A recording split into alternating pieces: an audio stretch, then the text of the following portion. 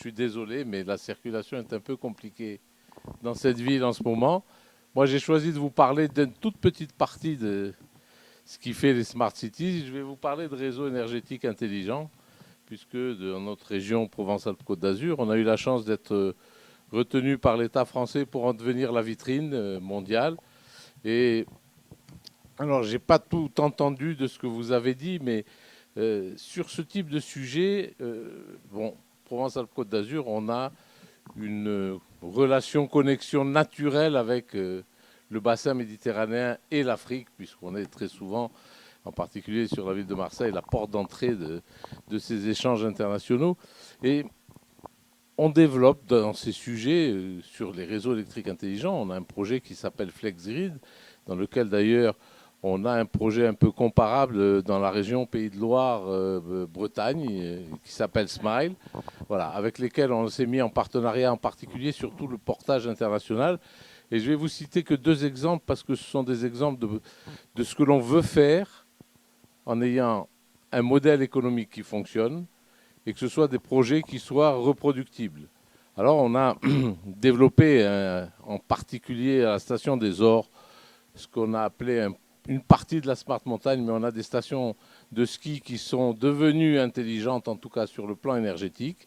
Et on a un projet en parallèle qui lui intéresse beaucoup plus de monde auquel on est habitué, qui sont les réseaux électriques sur les îles. Alors en Provence-Alpes-Côte d'Azur, on le développe à Cannes sur les îles de l'Érins. Nos amis bretons le font avec l'île d'Ouessant, puisqu'on est contacté, par exemple, tout bêtement, par l'Indonésie, qui est une archipel avec une multitude d'îles pour lesquelles les réseaux électriques et énergétiques en général sont un vrai problème. Et notre enjeu, c'est de montrer que on est capable d'avoir une gestion d'énergie sur une île sans être lié par un câble au continent ou à une autre île plus grande, en ayant cette autonomie, ce qui va nous imposer d'être capable de faire de la production d'énergie renouvelable, puisque sur une île, on ne fera que du renouvelable, mais aussi du stockage, et puis de s'attacher à des éléments qui peuvent paraître évidents, mais qui, sur les énergies renouvelables, sont un peu nouveaux, c'est de faire de l'autoproduction et de l'autoconsommation. Aujourd'hui, on a pris un accord avec la ville de Las Vegas. Vous savez que sur le plan énergétique, ils sont alimentés pour partie par de très grandes fermes solaires. Mais il y a une ferme solaire qui est pas loin d'ici, qui fait plusieurs hectares. Ben, leur énergie fait 500 km pour alimenter la Californie. Quand on sait les Perte en rendements que nous ligne. avons dans le transport, on a besoin de faire cette autoproduction, cette autoconsommation. Et ce sont des éléments qui, mis bout à bout, permettront de participer à la Smart City. Et aujourd'hui, on a... il y a beaucoup de pays dans lesquels on a de l'intelligence ou de l'expérience sur la production d'énergie renouvelable.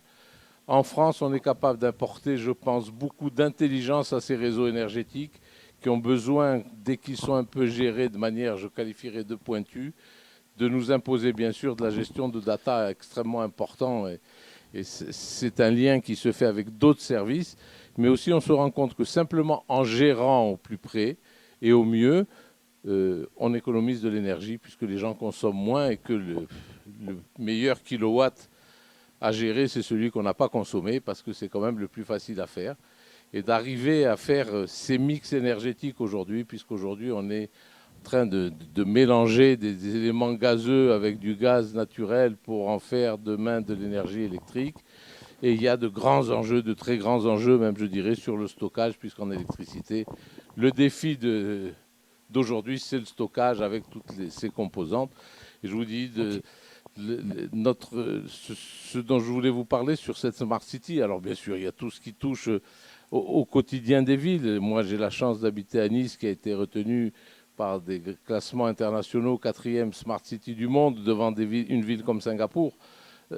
C'est bien sûr très flatteur, mais on a encore beaucoup de chemin à faire.